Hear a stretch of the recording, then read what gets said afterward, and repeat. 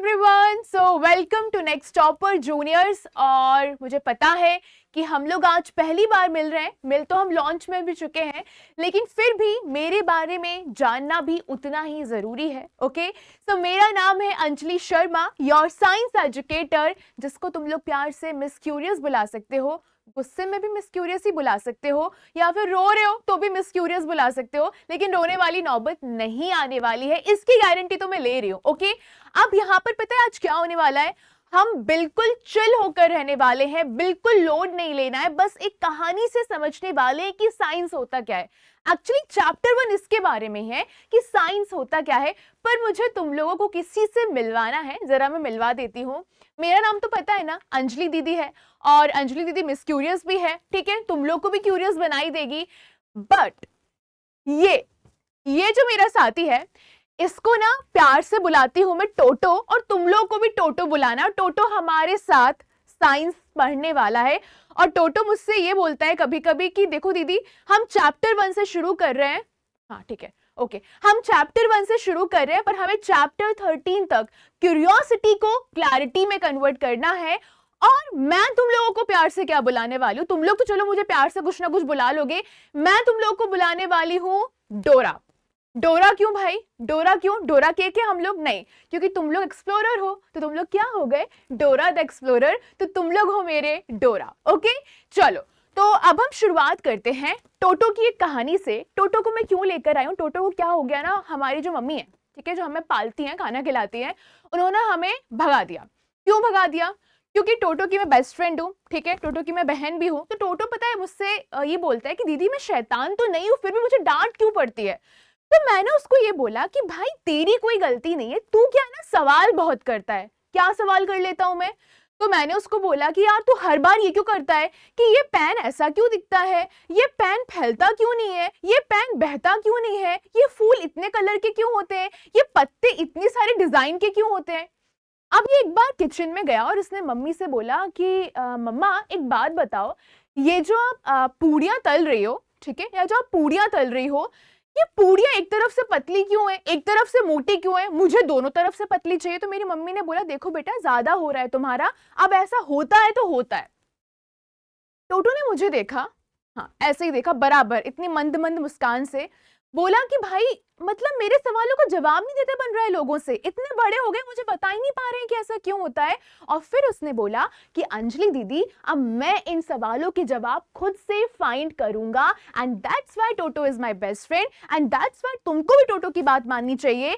अगर उसने मुझे ये बोल दिया कि मैं इन सवालों के जवाब फाइंड करूंगा, यही तो साइंस है और यही तो चैप्टर 1 है। तो टोटो क्या बोल रहा है कि टोटो ये बोल रहा है कि देखो अब हम चैप्टर 1 क्लास 8 साइंस को शुरू करने वाले हैं, जिसका नाम है exploring the investigative world of science, जो है हमारी न्यू एनसीईआरटी का फर्स्ट चैप्टर। और इसका आज हम वन शॉट देखने वाले हैं विथ अंजलि दीदी। और चिंता मत करना, अंजलि दीदी को पढ़ाने का काफी एक्सपीरियंस है, तो हमको बिल्कुल लोड नहीं लेना है। तो चलो अब शुरुआत करते हैं कि एक्चुअली होने क्या वाला है। अगर तुम लोगों ने बुक नहीं निहारी है तो मैं बता देती हूँ, आपकी न्यू एनसीईआरटी कुछ ऐसी दिखती है, ठीक है।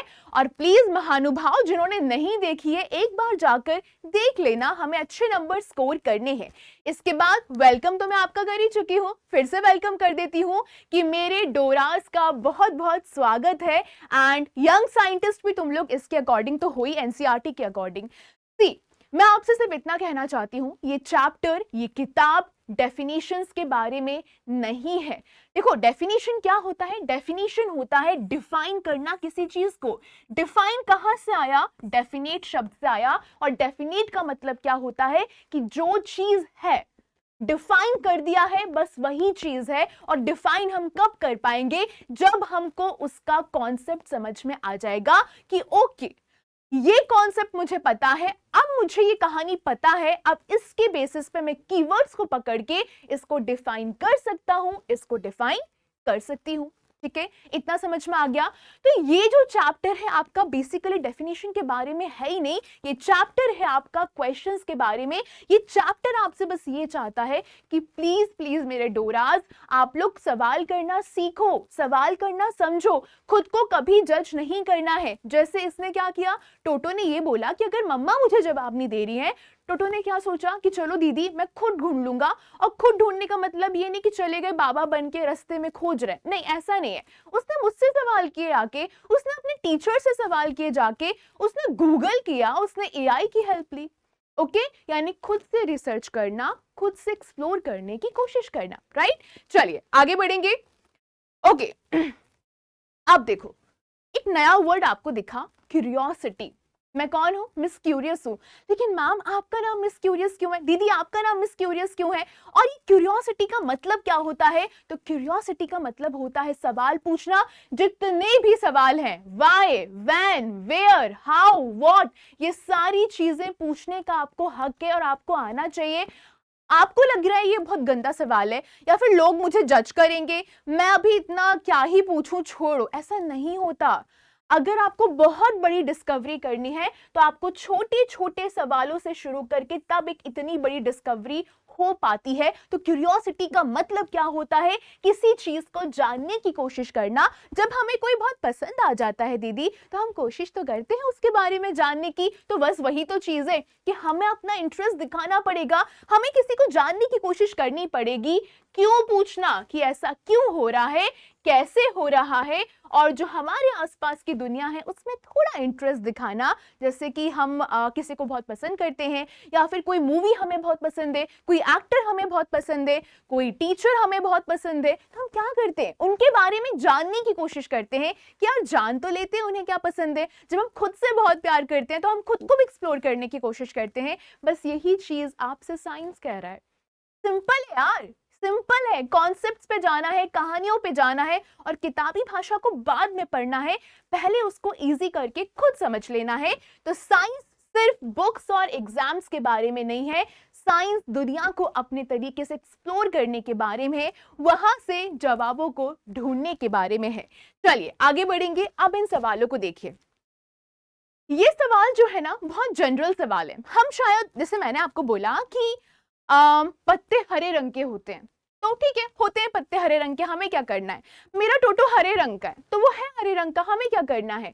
हमारे बाल किसी के सफेद होते हैं, किसी के काले होते हैं, तो होते होंगे, हमें क्या करना है, हमें करना है वो क्यों होता है, कोई चीज क्यों होती है, उसके जवाब ढूंढना हमें सीखना है। और फिर क्या करना है, साइंस को इजीली समझ लेना है। जैसे कि अगर मेरी मम्मा पूड़ियां तल रही हैं, टोटो ने यही तो किया था, टोटो ने क्या किया था, मम्मी को परेशान किया था, बट एक्चुअली वो परेशान नहीं कर रहा था, वो बस पूछ रहा था कि मम्मी मेरे प्लीज सवालों का जवाब दे दो ना, मैं छोटा हूं यार, अभी मुझे नहीं पता है, मैं क्यूरियस हूं, डोंट जज मी। बट नहीं जवाब मिला तो वो हार नहीं माना, उसने क्या बोला कि मैं खुद जाके रिसर्च करूंगा, मैं खुद जाके समझूंगा। ठीक है, चलो। Are there more grains of sand on earth or more stars in our galaxy? सही बात है, गैलेक्सी में ज्यादा स्टार्स हैं, या फिर जो रेत है उसके जो कण होते हैं, अगर मैं कहूँ तो ग्रेन्स होते हैं, वो ज्यादा हैं। कभी सोचो, कंपेयर करने की कोशिश करो, जाके काउंट मत करने लगना, ठीक है। Why are there so many different plants and animals? इतने तरह तरह के पौधे कहाँ से आते हैं, इतने तरह तरह के जानवर कहाँ से आते हैं, ये भी हमको जानने की कोशिश करना है। ऐसे सवाल जब हमारे मन में उठेंगे तभी तो हम क्या बन पाएंगे, डोरा बन पाएंगे। कहते हैं ना कि क्या आपको मेरे पीछे गुफा दिखाई दे रही है, ठीक है ना, तो हम क्या बोलेंगे कि क्या तुम्हें मेरे साइंस में 100 में से 100 नंबर दिखाई दे रहे हैं, क्या तुमको मेरे असेसमेंट में पूरे नंबर दिखाई दे रहे हैं, क्या तुमको 80 में से 80 नंबर दिखाई दे रहे हैं, 80। ओके, तो क्या है, बिल्कुल दिखाई दे रहे हैं। ओके, बिल्कुल दिखाई देंगे। तो साइंटिस्ट जो आपके अंदर का है उसको प्लीज प्लीज प्लीज बोलो कि भाई तू जाग, तू सवाल कर, बहन तू जाग, तू सवाल कर, और अगर कोई परेशान हो रहा है तो परेशान कर, उनका पूरा हक है तुम्हें जवाब देने का। और वैसे ये सिर्फ साइंस के बारे में नहीं है, ये सोशल के बारे में भी है, ये मैथ्स के बारे में भी है, ये इंग्लिश के बारे में भी है, हिंदी के बारे में भी है, संस्कृत के बारे में भी है, ये सब चीजों के बारे में है, जनरल चीजों के बारे में है। ओके, चलिए अब एक important idea, there is no wrong curiosity question. Again मैंने वही चीज बोली, अगर आपको ये लगता है कि कोई मुझे जज करेगा, नोबडी विल जज यू। आप बिंदास होके सवाल करिए, हर क्वेश्चन आपको सोचने पर मजबूर करेगा और आगे चल के आप एक और सुंदर सवाल कर पाओगे और एक ऐसा सवाल कर पाओगे जिसका जवाब शायद आज तक किसी को नहीं मिला होगा। चलिए अब साइंस की जर्नी की बात करते हैं हम 6th क्लास से। 6th क्लास में दीदी हमने ये सीखा था कि कोई चीज क्या होती है, कोई चीज क्यों होती है, कोई चीज कैसे होती है। फिर हम थोड़े बड़े हुए, यहां पर तो हमने फैक्ट्स देख लिए थे। फिर हम आए 7th क्लास में और 7th क्लास में हमको मिल गया झटका। झटका कैसे मिल गया कि 7th क्लास में हमको ये पता चला कि साइंस में कोई चीज होती तो है पर वो बदलती भी रहती है। मतलब ऐसा नहीं कि साइंस डिफाइंड है, साइंस डिफाइंड नहीं है, साइंस चेंज भी होती है। अगर मैं तुमको ये बोल रही हूँ कि ये फोर्स है, ये प्रेशर है, ये एरिया है, तो अगर मैं तुमसे ये बोलूं कि अगर एरिया स्मॉल है तो अलग तरीके का फोर्स होगा, अगर एरिया बड़ा है तो अलग तरीके का फोर्स होगा। यानी कि साइंस कंडीशंस के हिसाब से बदलती रहती है और ये भी तुम लोग क्लास 8th में पढ़ने वाले हो। ओके चलिए, इसके बाद क्या हुआ, इसके बाद दीदी हम आ गए 8th क्लास में और हम मिल गए आपसे, हम मिल गए नेक्स्ट टॉपर्स जूनियर से। तो बिल्कुल तुम सही जगह पहुंचे हो। और 8th क्लास में हमें क्या करना है, इन्वेस्टिगेशन करना है। इन्वेस्टिगेशन का मतलब क्या होता है, किसी भी चीज को सिस्टमैटिकली ऑब्जर्व करके, एक्सप्लोर करके उसका आंसर निकालने की कोशिश करना, उस पर रिसर्च करने की कोशिश करना। आया इजी, ठीक है चलिए आगे बढ़ेंगे।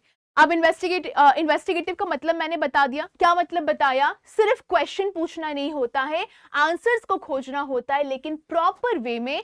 प्रॉपर मतलब क्या होता है, ऑर्डर वे में। और ऑर्डर का मतलब क्या होता है कि भाई प्रॉपरली सीक्वेंस को फॉलो करो कि मुझे इस चीज में ये डाउट है, अब मैं थोड़ा आगे बढ़ूंगा, थोड़ा आगे बढ़ूंगा, उसको मैंने रिसर्च किया, मैंने वेरिएबल्स निकाले। वेरिएबल्स का मतलब होता है कि कोई भी चीज कलेक्टिवली जो चीज बनाई जा रही है उसका इस्तेमाल करके किसी चीज को बनाना, देन एक्सप्लोर करके उसके आंसर को निकाल के अपने पास लिख के रख लेना। ठीक है चलिए आगे बढ़ेंगे। नाउ अब ये आपको दिखाई दे रहा है, ठीक है। अब मान लो कोई आपसे सवाल करता है, मान लो थ्योरी में ही आ जाता है, वैसे आएगा नहीं that I am sure, but आता है और वो आपसे ये पूछता है कि what is the meaning of, what is the meaning of science investigation, जो कि यहां पर लिखा हो, ठीक है ये लिखा है। आंसर लिखना, ये मैंने आपको लॉन्च के टाइम पे भी कहा था, ये मैं आपसे आज भी कह रही हूँ। टोटो को हम थोड़ा रेस्ट दे देते हैं, ठीक है टोटो, चलो तुम्हारा इंट्रोडक्शन मैंने करा दिया है, टोटो अब थोड़ी देर बाद आएगा आपके पास। जब भी हम आंसर लिखते हैं, ये मैं आपको आज की क्लास में बता रही हूँ, हम हर क्लास में ये चीज देखने वाले हैं, आंसर लिखने का तरीका होता है।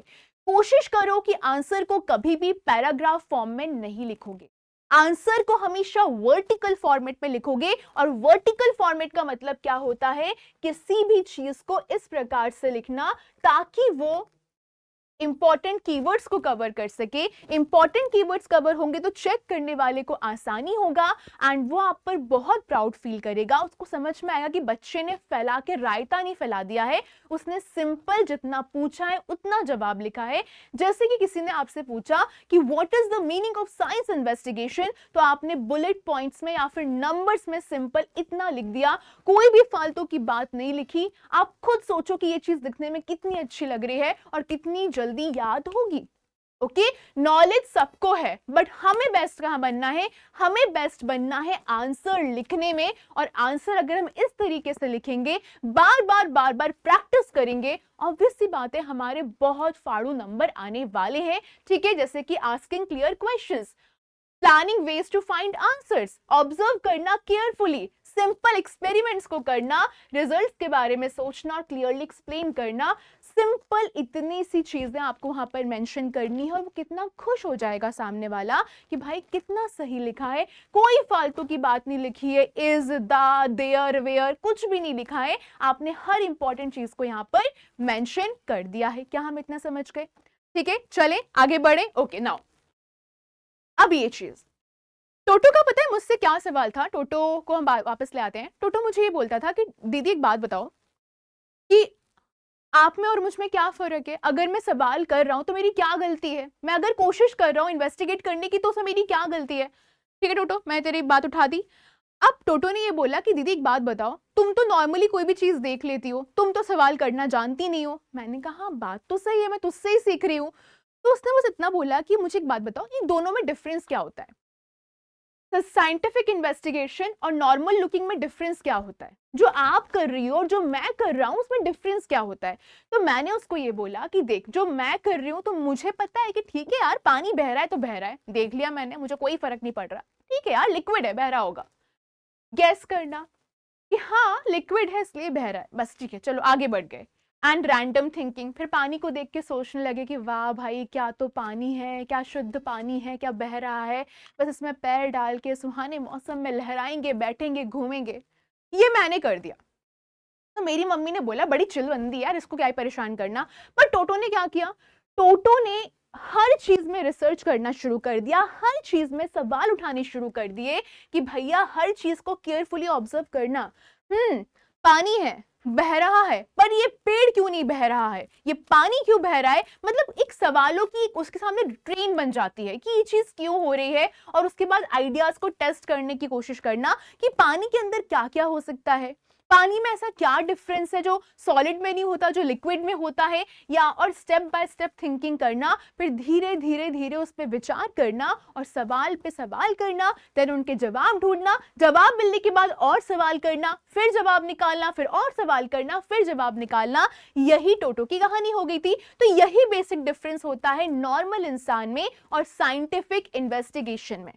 ओके तो हमें क्या करना है, हमें साइंटिफिक इन्वेस्टिगेशन करनी है, हमें हर चीज को आसान भाषा में समझना है। तो आपको अब क्या समझ में आ रहा है कि आप इस बुक के हिसाब से सिर्फ लर्नर नहीं हो, आप क्या हो, टोटो द इन्वेस्टिगेटर हो या फिर डोरा द एक्सप्लोरर हो। और हमारी वैसे भी टीम बनने वाली है, Miss Curious, Toto and Doras. Okay चलिए आगे बढ़ेंगे।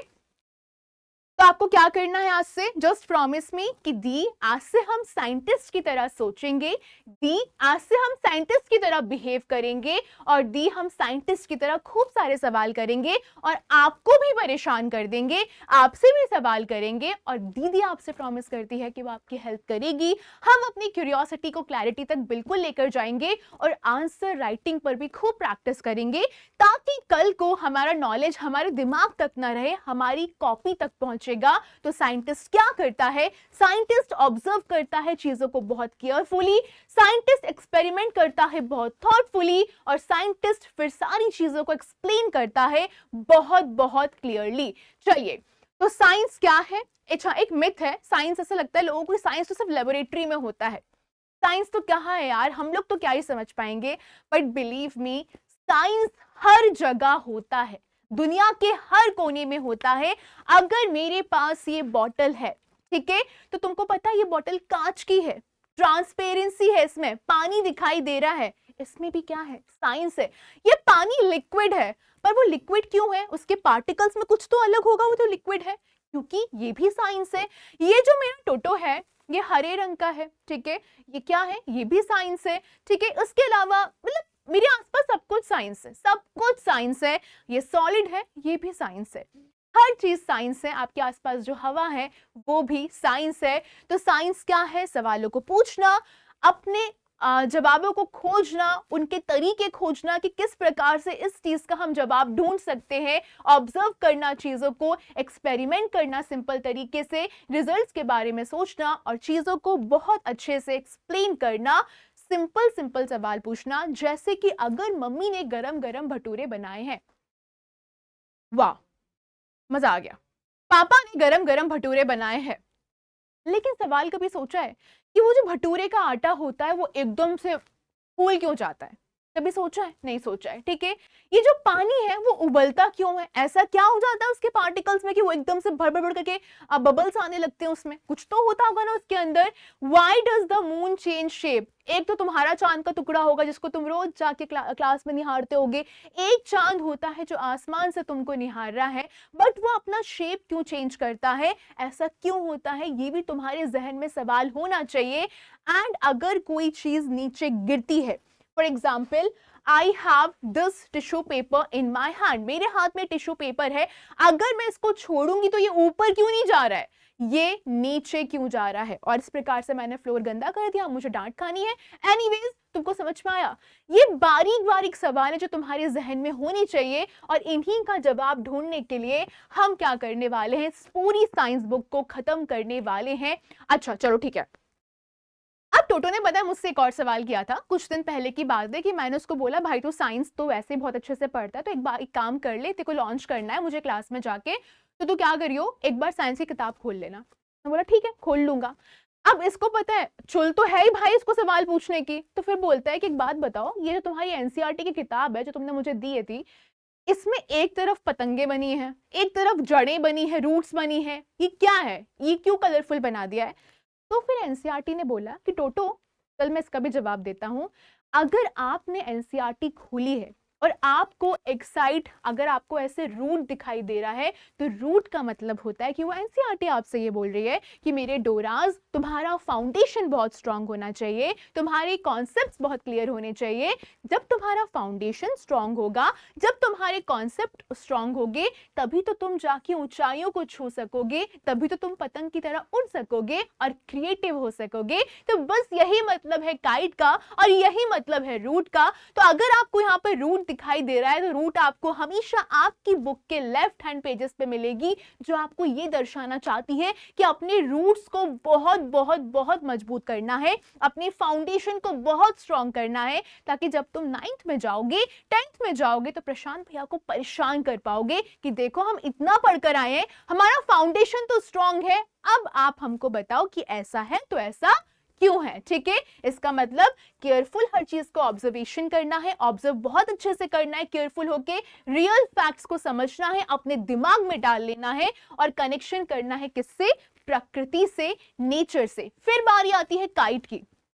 मैंने बताया था अगर मेरा फाउंडेशन स्ट्रांग है तभी तो मैं ऊंचाई को छू पाऊंगी, यानी कि यहां पर काइट की बात हो रही है। तो काइट मतलब क्या हो गया, क्रिएटिव थिंकिंग हो जाएगी, नए नए आइडियाज आने लगेंगे और क्यूरियोसिटी और बढ़ेगी और हम सवालों को और अच्छे से पूछ पाएंगे। और ये आपको कहां मिलेगा, राइट हैंड पेजेस पे मिलेगा, flies high in the sky.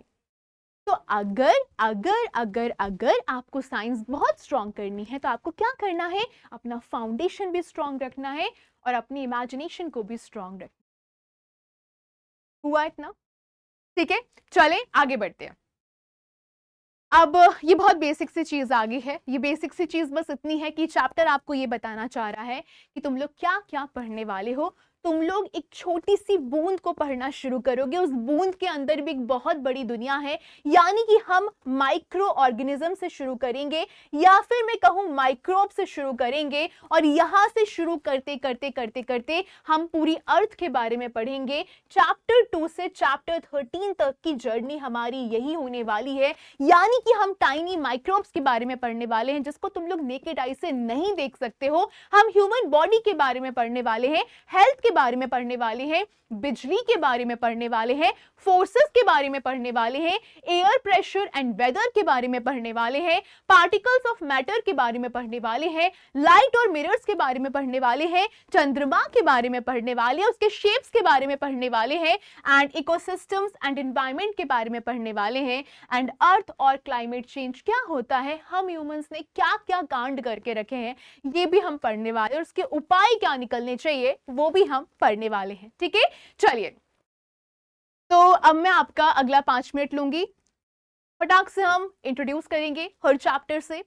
Her chapter से पहले हर टॉपिक से करना प्रेफर करेंगे कि हम कौन कौन से टॉपिक्स यहाँ पर देखने वाले हैं। ओके, चलिए कुछ हम देखेंगे इनविजिबल दुनिया के बारे में, कुछ लिविंग चीजें होती हैं जिनको हम कभी भी नेकेड आई से नहीं देख सकते हैं, यानी कि हमारी आंखों से हम बिल्कुल कभी नहीं देख पाएंगे, लेकिन फिर भी वो पानी में भी है, वो मिट्टी में भी है, वो हवा में भी है, तो हम इनसे भी दोस्ती करने वाले हैं। माइक्रो ऑर्गेनिज्म से हम मिलने वाले हैं। माइक्रोब्स कुछ तो बड़े हेल्पफुल होते हैं, ये बिल्कुल मेरे टोटो जैसा दिख रहा है, सी दे बोथ आर क्यूट, है ना, और ये मेरे जैसे दिख रहे हैं, खराब है ना, अच्छे नहीं है ना, है ना, ठीक है।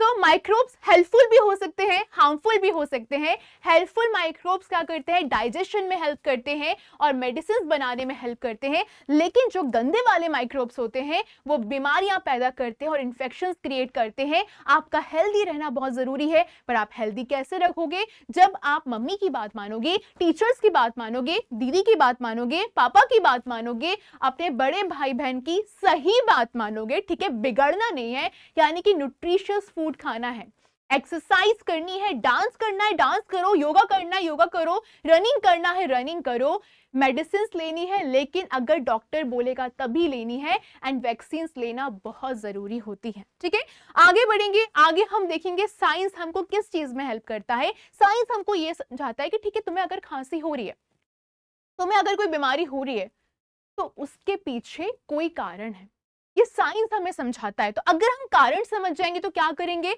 उस चीज से दूर भागने के लिए अपने आप को बचाने की कोशिश करेंगे। तो हाउ टू प्रिवेंट देम, और फिर हेल्दी कैसे रहना है, ये सारी चीजें हमें साइंस सिखाने वाला है। फिर आती है बिजली, इलेक्ट्रिसिटी एंड फोर्सेस। ये चमक और ये धमक जो मेरे आसपास है, ये बिजली का तो वजह से है ना। तो इलेक्ट्रिसिटी के बारे में हम पढ़ने वाले हैं कि वो चुंबक की तरह काम कैसे करती है, वो मैग्नेटिक इफेक्ट कैसे प्रोड्यूस कर सकते हैं, या फिर कोई भी चीज अगर गर्म हो रही है, प्रेस अगर गर्म हो रही है तो कैसे हो रही है, हीटिंग इफेक्ट के बारे में हम पढ़ने वाले हैं। जिससे क्या होता है, हमें गर्मी मिलती है, मशीन्स रन होती हैं, मोटर्स को हम यूज कर सकते हैं जस्ट बिकॉज ऑफ इलेक्ट्रिसिटी। ये चीज आप हमेशा याद रखोगे, यू क्यों काम करती है, मैग्नेटिक इफेक्ट की वजह से एंड हीटिंग इफेक्ट की वजह से, और इसके पीछे किसका काम है, फोर्सेस का। ठीक है, अब फोर्सेस क्या होते हैं वो हम देखेंगे। फोर्स का मतलब होता है पुश या फिर पुल, और इसको हम बहुत डिटेल में चैप्टर में देखने वाले हैं। फोर्स क्या करता है, किसी भी ऑब्जेक्ट को मूव करा सकता है। ओके, किसी भी ऑब्जेक्ट को मूव करा सकता है। मैं खड़ी हूं, किसी ने मुझे धक्का दिया, मैं आगे की तरफ गई, मैं मूव कर गई। किसी भी ऑब्जेक्ट को रोक सकता है, कोई बहुत तेजी से भाग रहा है, मैंने उसको रोक लिया, पकड़ लिया, मैंने फोर्स लगा दिया, उसको रोकने की भी मेरे अंदर शक्ति है। मैं किसी की डायरेक्शन को भी चेंज कर सकती हूँ। मैं जा रही हूँ, किसी ने धक्का दिया, मैं एकदम से ऐसे सामने आ गई, मेरी डायरेक्शन चेंज हो गई। मैं किसी की स्पीड को भी चेंज कर सकती हूँ। मान लो आप साइकिल चला रहे हो और आप एकदम से ब्रेक लगाते हो, तो क्या हो गया, स्पीड चेंज हो गई। हुआ समझ में? ठीक है, एग्जाम्पल, अगर मैंने कोई बॉल ऊपर की तरफ फेंकी, मेरे पास बॉल तो नहीं है, मेरे पास ये है, ऑब्वियस सी बात है, तो अगर मैंने इसको ऊपर की तरफ फेंका तो ये क्या करेगा, नीचे आएगा। ठीक है, ठीक है, okay. And car stops when brakes are applied. एक कार कब रुकती है, जब उस पर ब्रेक्स अप्लाई किए जाते हैं, फोर्स लगाए। ओके, आगे बढ़े, चलो। प्रेशर, ये भी एक बहुत प्यारा चैप्टर है जहां पे आपको प्रेशर और वेदर के बारे में, मौसम के बारे में पढ़ना है। तो प्रेशर क्या है कि किस प्रकार से एक फोर्स होता है, वो एक एरिया के ऊपर फैल जाता है, इसको हम बहुत डिटेल में पढ़ने वाले। एयर प्रेशर से क्या क्या होता है, बहुत मध्यम मध्यम सुनहरी हवा चलती है, बड़ी मजा आती है, जिसको हम ब्रीज कहते हैं। लेकिन अगर प्रेशर डिफरेंस ज्यादा हो गया तो क्या हो गया, वो तूफान में भी कन्वर्ट हो सकती है। तो हम पढ़ेंगे हाई प्रेशर, लो प्रेशर क्या होता है, और बहुत बहुत सरल भाषा में पढ़ने वाले हैं। साइक्लोन्स एंड स्टॉर्म्स कैसे आते हैं, ये भी हम पढ़ने वाले हैं। बस आपको कुछ कीवर्ड्स याद रखने हैं कि अगर स्मॉल प्रेशर चेंज होगा तो एकदम प्यारी सी हवा चलेगी, लेकिन अगर बड़ा प्रेशर चेंज होगा तो बहुत भयानक तूफान आ सकता है। फिर हम पढ़ेंगे पार्टिकल्स के बारे में। पार्टिकल्स मतलब कि जो भी हमारे आसपास चीजें हैं वो किस चीज से बनी है। Everything around us is made of tiny particles. अगर सॉलिड की बात करी जाती है तो इसके जो पार्टिकल्स होते हैं उनके बीच में बहुत छोटा सा मूवमेंट रहता है, लगता ही नहीं है कि वो मूव कर रहे हैं। इतनी घनिष्ठ मित्रता होती है, इतनी प्यारी दोस्ती होती है, जैसे किसकी है, मेरी और टोटो की है। ठीक है, इसके बाद आता है लिक्विड। काम चलाऊ दोस्ती है कि ठीक है यार, मतलब के लिए बात कर लेंगे, ना लड़ाई है ना दोस्ती है। ठीक है, यानी कि लिक्विड हो गया, थोड़ा सा उसका पार्टिकल दूर दूर रह लेते हैं, इसलिए क्या होता है, उनमें बहाव रहता है, वो बहते हैं। और फिर आता है गैस, जिसमें होता है फ्री मूवमेंट, कि एक कमरे में है तो सही, पर एक उस कोने में, एक उस कोने में, एक उस कोने में, एक उस कोने में, 4 कोने में सब अलग अलग बैठे हुए हैं, कोई किसी से बात नहीं करता, सब ऐसे हैं कि हाँ भाई ठीक है यार, आ गया ना, देख नहीं एक दूसरे की तरफ। तो यानी कि क्या हो गया, सॉलिड के पार्टिकल्स बहुत स्ट्रांगली एक दूसरे से जुड़े रहते हैं। लिक्विड पार्टिकल्स लाइक ठीक है भाई, मॉडरेट है, थोड़ा बहुत इधर उधर टहल लेते हैं। और गैस के क्या होते हैं, उड़ती फिरूं मस्त गगन में, बस उनके ये हाल है। ओके, और इसको हम बहुत डिटेल में पढ़ने वाले, तो परेशान मत होना, बहुत एंजॉय करके पढ़ेंगे। एंड इसके बाद क्लासिफिकेशन पढ़ना है, एलिमेंट, कंपाउंड और मिक्सचर। मिक्सचर का एलिमेंट क्या होता है, कोई भी चीज कितनी प्योर है तो प्योर सब्सटेंस होता है। कंपाउंड क्या होता है, जब दो या दो से ज्यादा एलिमेंट्स को बॉन्ड किया जाता है। और मिक्सचर क्या होता है, इनको आप फिजिकली सेपरेट कर सकते हो। क्या मतलब होता है फिजिकली सेपरेट करने का, ये भी हम लेक्चर में पढ़ने वाले हैं। ठीक है, आगे बढ़ेंगे। एग्जाम्पल के लिए जैसे मान लो ये आपका पानी है, हम बोल देते हैं शुगर सोल्यूशन। ओके, ये है हमारा शुगर सॉल्यूशन। अब मैंने क्या किया, पानी में चीनी मिला दी। पानी में मैंने जैसे ही चीनी मिलाई, यहां पर क्या हो गया, ये पानी के जो आपको पार्टिकल्स दिखाई दे रहे हैं, इसमें जाके बड़े बड़े चीनी के जो पार्टिकल्स हैं छिप गए, जिसको हम क्या बोलते हैं, वो प्रॉपर तरीके से मिक्स हो गया। मिक्स हो गया, छिप गया, तो वो क्या बन गया, सोल्यूशन बन गया। तो ये भी हम पढ़ने वाले हैं। देन आता है light and reflection. Light reflection क्या होता है, ये भी हम देखने वाले हैं कि इमेज कैसे फॉर्म होती है।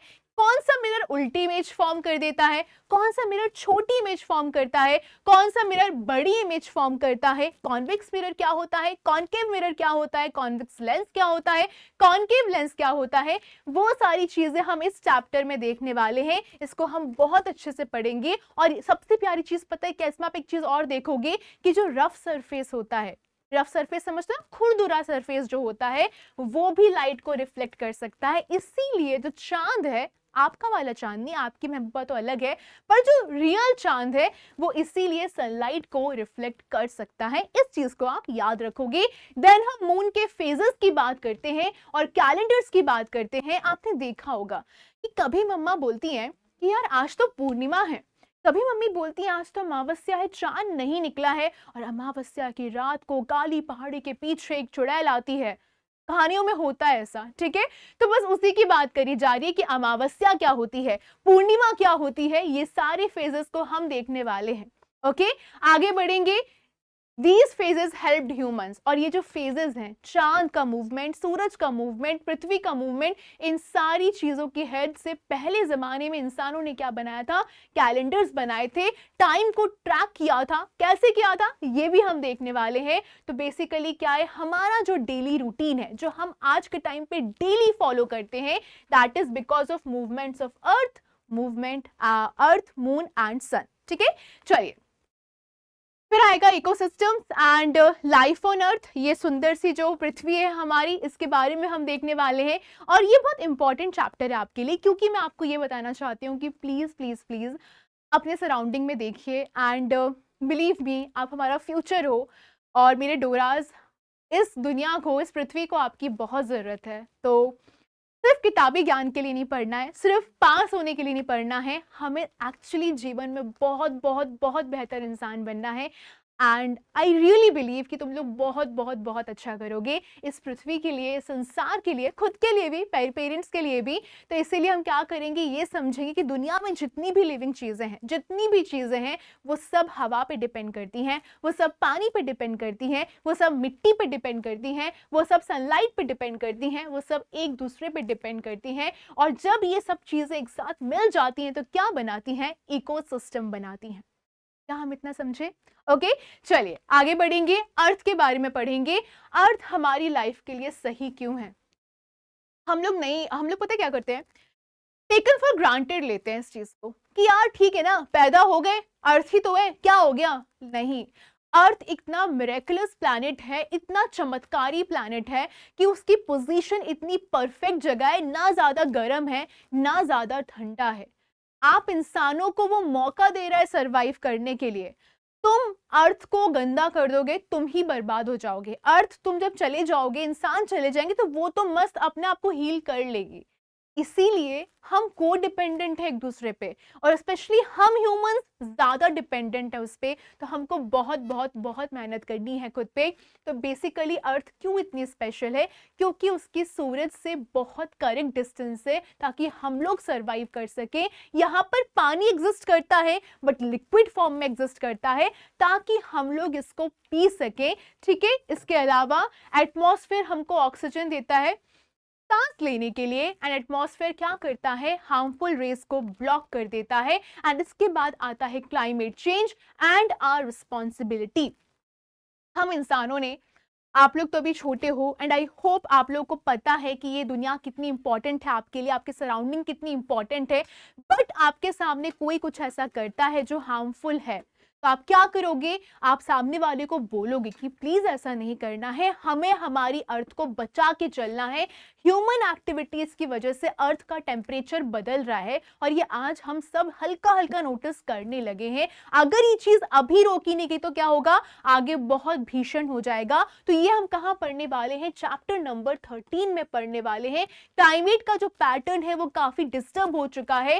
साइंस हमें किस चीज में हेल्प करती है? इन चेंजेस को ऑब्जर्व करने में, हमें क्या क्या इफेक्ट हो सकते हैं उनको मेजर करने में और सॉल्यूशंस को प्लान करने में, ये पूरी साइंस हमारी हेल्प करने वाली है। और सबसे बड़ा सच क्या है कि ये जो प्रॉब्लम है, कितना भी बुरा लगे आपको, किसी को भी बुरा लगे, बट सच्चाई यही है कि इसे सारी प्रॉब्लम किसने क्रिएट करी है? इंसानों ने क्रिएट करी है, हमने क्रिएट करी है, आपने क्रिएट करी है। और ह्यूमंस को ही इसका सॉल्यूशन ढूंढना पड़ेगा, अदरवाइज क्या होगा?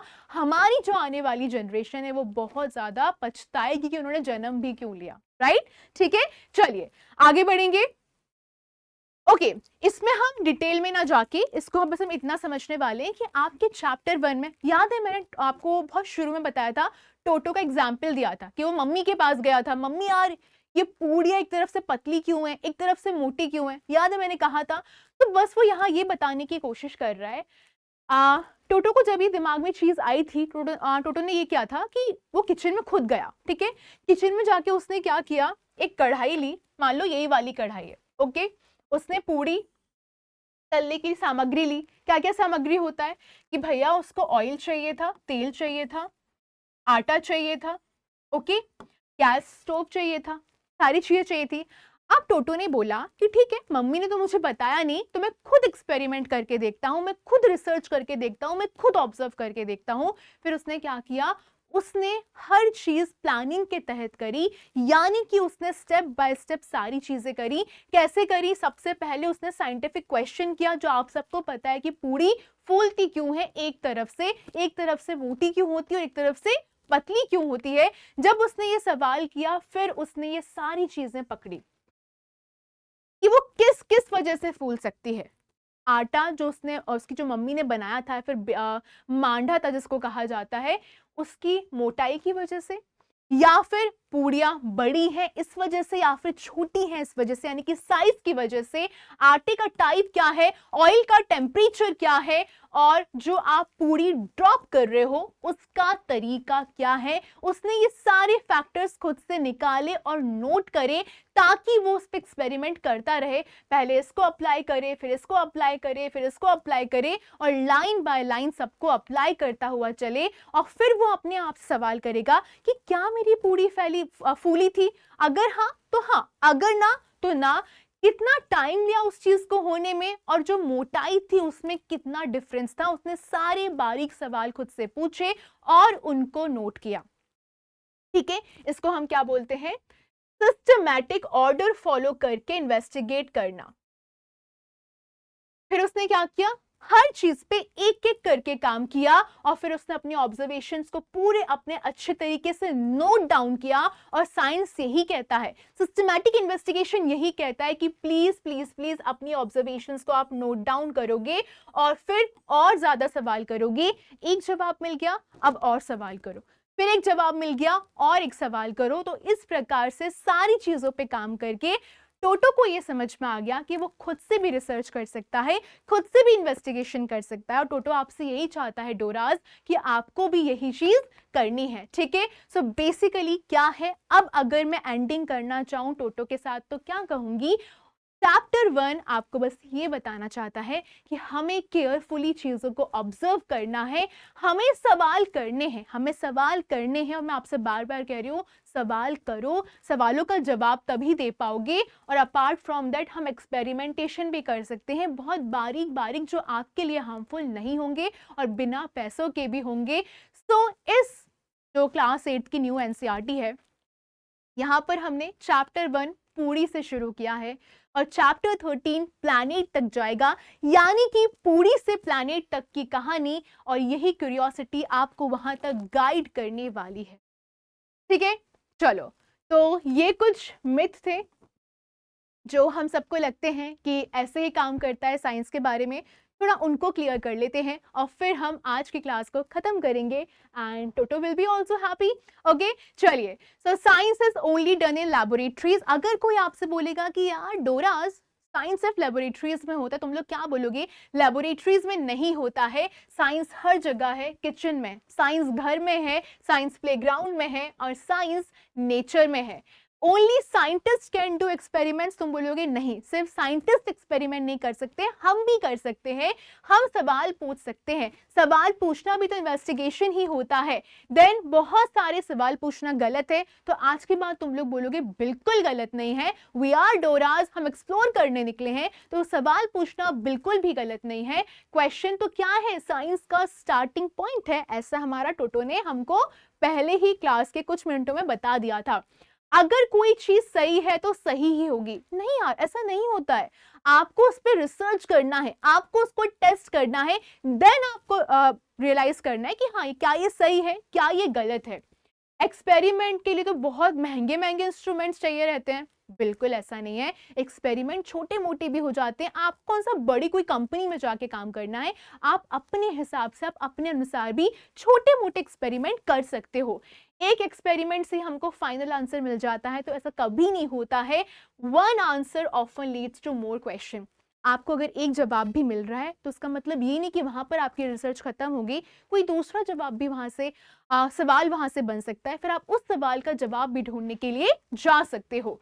साइंस कभी बदलता नहीं है, मैंने आपसे कहा था साइंस बदलता है। अगर कोई ऐसा एविडेंस मुझे मिल जाता है जो ये कहता है कि साइंस बदल सकता है, तो साइंस बिल्कुल बदल सकता है। और बड़ी बड़ी डिस्कवरीज ही मैटर करती हैं, छोटी मोटी नहीं मैटर करती। छोटी मोटी डिस्कवरीज ही आगे चल के बड़ी डिस्कवरी बन सकती हैं। कोई एकदम से पीक पे नहीं चला जाता है, वो यहाँ से शुरू करता है तब वो यहाँ पहुंच पाता है। क्यूरियोसिटी सिर्फ बच्चों के लिए होती है, तो ऐसा बिल्कुल नहीं है। अगर आपके आसपास आपके दादा, आपकी दादी, आपकी मम्मी, आपके पापा, इनफैक्ट टीचर्स को भी क्यूरियोसिटी होती है, तो किसी को जज नहीं करना है, आपको भी जज नहीं करना है। अगर कोई आपसे सवाल कर रहा है, वो कितना भी बड़ा हो, आपको उसका जवाब खोजने की कोशिश करना है, आप भी उससे कुछ सीखोगे। और अगर आपको पहले से ही आता है फिर तो बहुत अच्छी बात है, सोने पे सुहागा है, ठीक है। And then science is about memorising fact. कि दीदी यार कैसे करेंगे, साइंस तो सिर्फ रटने के लिए होता है, हमसे तो रटा ही नहीं जाता। भाई ऐसा कुछ नहीं है। अगर तुम्हारे कॉन्सेप्ट क्लियर होंगे, अगर तुमको पता है कि वो फैक्ट कैसे क्रिएट हो रहा है, वो फैक्ट आ कैसे रहा है, तो रटने की भी जरूरत नहीं है। हाँ, कुछ चीजें रटनी पड़ती हैं, वो जो होती हैं तो होती हैं, बट कुछ चीजें रटनी नहीं भी पड़ती हैं। अगर तुम्हारा कॉन्सेप्ट क्लियर हो गया तो तुम्हें रटने की कभी भी जरूरत नहीं पड़ेगी। बस यही था हमारा चैप्टर 1। बहुत चिल था, हमारा कोई सवाल नहीं बनेगा, यहाँ से कुछ भी नहीं बनेगा। बस चैप्टर 2 बहुत बड़ा जाने वाला है, चैप्टर 3 भी बड़ा जाने वाला है, तो उसमें तुम लोग लग के, आंख खोल के, मुंह धो के आना, ठीक है। और हम उसको बहुत अच्छे से कवर करेंगे। वहां पर टोटो अपने दोस्तों से मिलवाएगा जिनको हम बोलते हैं माइक्रो ऑर्गेनिजम्स, और ये दिखता भी थोड़ा वैसे ही है ना, ठीक है। वैसे ये फ्रॉग है, मेंढक है, ओके।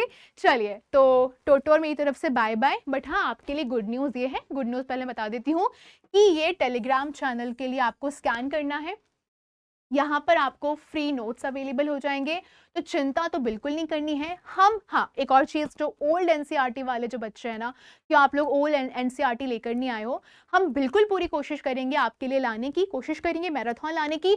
बट उसके पहले आपको साइंस के फ्री नोट्स अवेलेबल हो जाएंगे, तो आप उसकी टेंशन कतई नहीं लोगे, जल्दी से आपको सब अवेलेबल हो जाएगा। तो प्लीज़ प्लीज़ प्लीज़ इसको जाके ज्वाइन कर लो, और अंजलि दीदी के नोट्स आपको सारे वहाँ पर मिल जाएंगे। और टोटो भी आपको वहां पर मिल जाएगा हाय बोलते हुआ। ओके, सो बाय बाय, खुश रहो, मुस्कुराते रहो और टेंशन नहीं लेने का, क्यूरियस रहने का, मैं कहूंगी क्यूरियस रहने का और सिंसियर रहने का, सीरियस मत रहना। चलो बाय बाय, टेक केयर।